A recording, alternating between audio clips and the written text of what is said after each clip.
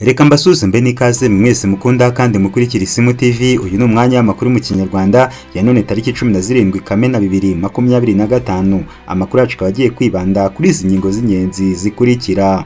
Mu Rwanda turakubwira ko u Rwanda rwashimangiye ko rukiryamiye amajanja ku mugambi wa Tshisekedi ndetse na Evariste Ndayishimiye. Mu yandi makuru kandi turakubwira ko Uganda babiri bahishe umurambo mu Rwanda bagejejwe mu rukiko. Mu yandi makuru kandi turakubwira ko Rwandair yegukanye igihembo cya sosiyete y'indege nziza mu ngendo zo muri Afurika. Amakuru yacu turasoreza hanze ya Afurika, twubwire ko Israel yaciye amarenga yo kwica Khamenei urwo Saddam Hussein yishwe. Ni amakuru mwateguriwe kandi mujye kwizwa nanjye Jean Harerimana, musaba gukora subscribe, share, like, comment ku Isimu TV kugira ngo amakuru n'ibiganiro byacu bikomeze kugereho umunsi ku wundi. Amakuru ku buryo burambuye ni mu kanya. Ikaze mu makuru yacu ku buryo burambuye, reka tuyahere kuri inkuru ivuga ko u Rwanda rwashimangiye ko rukiryamiye amajanja ku mugambi wa Tshisekedi ndetse na Evariste Ndayishimiye. U Rwanda rwagaragaje ko rudashobora kwirengagiza umugambi wa Perezida wa Repubulika Iharanira Demokarasi ya Congo Felix Antoine Tshisekedi na mugenzi we w'u Burundi Evariste Ndayishimiye wo gukuraho ubutegetsi bwarwo. Ni ingingo yagarutsweho na Ambasaderi Eugene Bakuramutsa uhagarariye u Rwanda muri Loni no mu yindi miryango mpuzamahanga iherereye muri Geneve mu Busuwisi. Mu ijambo yagejeje ku nteko rusange ya 59 y'akanama k'uburenganzira bwa muntu, Ambasaderi Bakuramutsa yagaragaje ko kuva mu mpera za 2021 u Rwanda ruhanganye n'ikibazo cy'impungenge ku mutekano warwo ziterwa ahanini n'umutekano muke mu burasirazuba bwa RDC. Ati giteye impungenge by'umwihariko n'ubufatanye bwongerewe imbaraga hamwe y'ingabo za Congo na FDLR ishyigikiwe na Kinshasa, umutwe wafatiwe ibihano na Loni kandi ugizwe n'abagize uruhare muri jenoside yakorewe abatutsi mu Rwanda mu 1994 kandi ukaba ukomeje gukwirakwiza ingengabitekerezo ya jenoside mu karere k'ibiyaga bigari. Yakomeje agaragaza ko ibindi biteye inkeke ari imitwe yitwaje intwaro irenga 200 ibarizwa mu burasirazuba bwa RDC n'ubushotoranyi iki gihugu cyagiye gikora ku Rwanda mu bihe bitandukanye. Ati ikindi nanone giteye inkeke ni ibitero byinshi byagiye bigabwa na RDC ku Rwanda birimo kurasa ku butaka bwarwo, kuvogera ikirere cy'u Rwanda bikozwe n'indege z'igisirikare cya Congo, gushimuta abanyarwanda ba muri RDC n'igisa n'ubukangurambaga bwateguwe bw'imvugo z'urwango zibasira abanyekongo bavuga ikinyarwanda. Indi ngingo Ambasaderi Bakuramutsa yagarutseho ni imvugo zitandukanye zagiye zikoreshwa na Perezida Tshisekedi na mugenzi we w'u Burundi Evariste Ndayishimiye bagaragaza ko biteguye gukuraho ubutegetsi bw'u Rwanda. Mu kuza muri 2022 Tshisekedi yumvikanye abwira urubyiruko rw'Kinshasa ko yiteguye guhirika ubutegetsi bw'u Rwanda binyuze mu cyo yise kubohora abanyarwanda. Ati abanyarwanda ni abavandimwe bacu, ahubwo bakeneye ubufasha bwacu kuko baraboshywe, bakeneye ubufasha bwacu ngo tubabohore.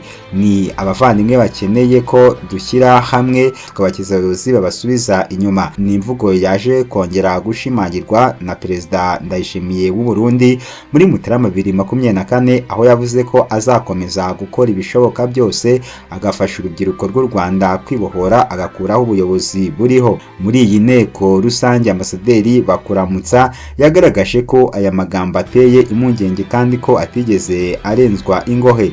Ati wenda ikindi giteye impungenge cyane ni bwirwaruhame za Tshisekedi wa RDC nka Perezida w'u Burundi bashize amanga guhindura ubutegetsi mu Rwanda, ikintu cyarushijeho kuzamura umwuka mubi kandi kidashobora kurenzwa ingohe.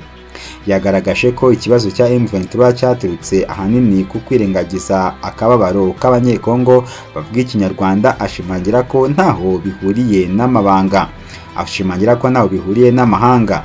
Atagahinda kabo ntabwo katishwe mu rindi n'ibihugu by'amahanga nk'uko bikunze kugaragazwa kenshi mu mbwirwaruhame, ahubwo gafite imizi mu mvugo zembera urwango no kwica. Ibi ni ibibazo byo gutsindwa kw'imiyoborere bikwiriye gukemurwa na guverinoma ya RDC. Ambasaderi Bakuramutsa yashimangiye ko u Rwanda rugifite ubushake mu biganiro bigamije gushakira amahoro burasirazuba bwa RDC igihe cyose bizaba bitabogamye cyangwa ngo bibe igikoresho cya politike. Mu yandi makuru kandi turakubwira ko Uganda babiri bahishe umurambo mu Rwanda bagejejwe mu nkiko. Abasore babiri bishe umuhinzi witwaga bwa Meriton Bagambira wari utuye mu karere ka Rukiga muri Uganda mu kwezi gushize, bagataba ibice by'umubiri we mu Rwanda, bagejejwe mu rukiko rw'ibanze rwa Kabare ku wa 16 Kamena 2025. Iperereza ry'ibanze ryagaragaje ko Bagambira wari ufite imyaka 32 y'amavuko yavuye mu rugo rwe mu gitondo cyo kwa 20 Gicurasi ajya mu murima we w'urutoki n'ikawa uherereye mu mudugudu wa Rwenzaza. Muri uyu murima yahasanze abajura babiri, James Kiromba na Dennis Beino Mugisha, bari kumwibira ikawa ahangana nabo kugira ngo abashyikirize ubuyobozi, bamutera ibyuma mu mutwe no ku kibuno. Umuvugizi wa polisi mu ntara ya Kigezi Eri Mayeti yasobanuye ko aba basore bishe Bagambira bamukatisha ibyuma bityaye bari bafite amaguru n'amaboko, babishyira ku ruhande, barangije bashyira ibice by'umubiri we mu mufuka bajya kubihamba mu Rwanda. Kiromba na Beino Mugisha ubwo bafatwaga bemeye ko bishe Bagambira, bamuteye ibyuma banahishura agace ko mu Rwanda bahambyemo ibice by'umubiri we. Meti yasobanuye ko inzego z'umutekano za Uganda n'u Rwanda zakoranye impande zombi zitanga ubufasha mu gutaburura ibice by'umubiri wa Bagambira ndetse babisubiza mu karere ka Rukiga kugira ngo bishyingurwe mu cyubahiro. Uyu mupolisi icyo gihe yagize ati, ni gute abahungu bato urubyiruko rushoboye gukora rwiba noneho rukanica inzirakarengane ifite iriya myaka? Nishimiye ko batewe muri yombi bakaba bari mu kasho. Ku mugoroba wo kuri wa 16 Kamena nibwo Kiromba Beino Mugisha bagejejwe mu rukiko rwa Kabare. Umucamanza yanzuye ko bafungirwa muri gereza ya Ndorwa kugeza tariki ya 15 Nyakanga ubwo bazaburanishwa mu rukiko rukuru, kubera ko arirwo rufite ububasha bwo kuburanisha ibyaha bikomeye birimo kwica. Reka amakuru yacu tuyakomereze kuri inkuru ivuga ko Rwanda yegukanye igihembo cya sosiyete y'indege nziza mu ngendo zo muri Afurika. Rwanda yegukanye igihembo cy'umwaka wa 2025 nka sosiyete nziza ya mbere mu zikora ubwikorezi bwo mu kirere ku mugabane wa Afurika mu bihembo bizwi nka World Airline Awards.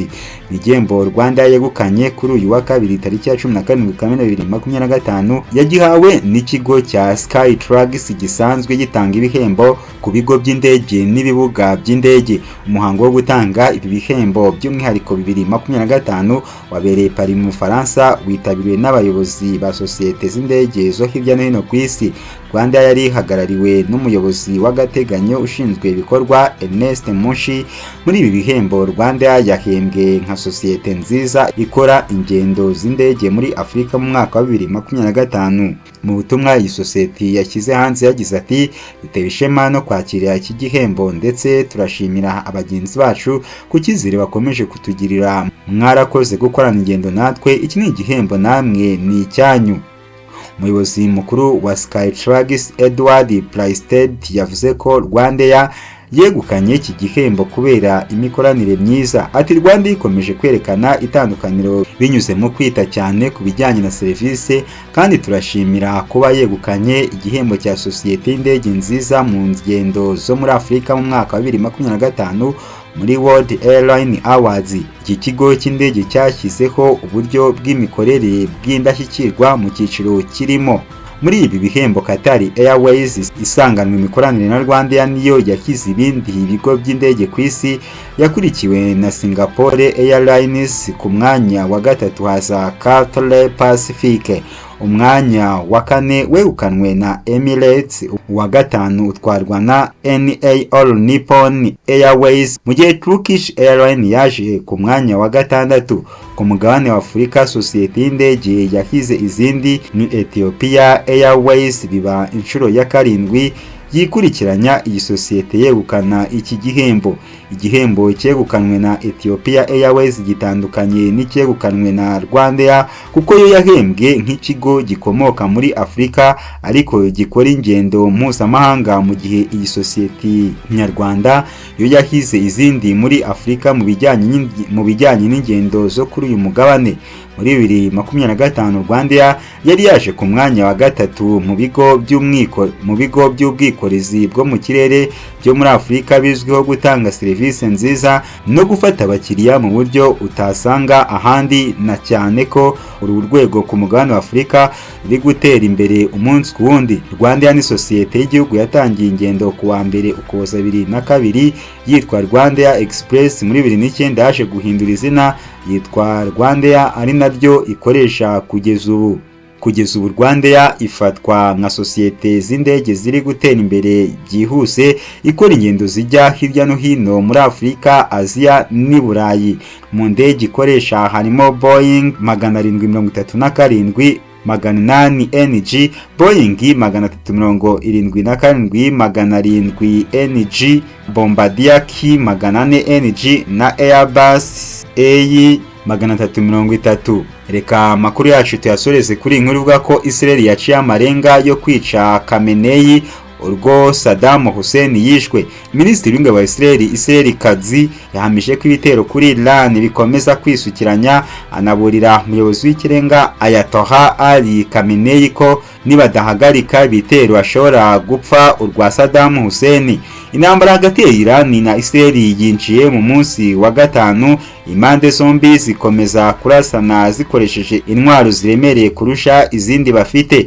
Mu ijoro ryo kuwa 16 Kamena, Iran yarashe ibisasu byinshi muri Israel, isenya inzu i Yerusalemu ya Tel Aviv. Israel nayo yica umugaba mukuru w'ingabo za Iran. Israel yatangaje ko umuyobozi w'ikirenga wa Iran nadahagarika ibitero azicwa nk'uko Saddam Hussein Iraq yishwe. Yatindaburira umunyagitugu wa Iran mubuza gukomeza gukora ibyaha by'intambara no kurasa ibisasu bya misile ku basivile b'abanya-Israel. Khamenei agomba kwibuka neza iherezo ry'umunyagitugu wo mu gihugu baturanye, nawe wari wahisemo inzira nk'iyi yo kurwanya Israel. Turakomeza n'uyu munsi kurwanya ubutegetsi bw'igitugu n'igisirikare muri Tehran. Saddam Hussein wari perezida wa Iraq yishwe na Amerika mu ntambara yo muri 2003.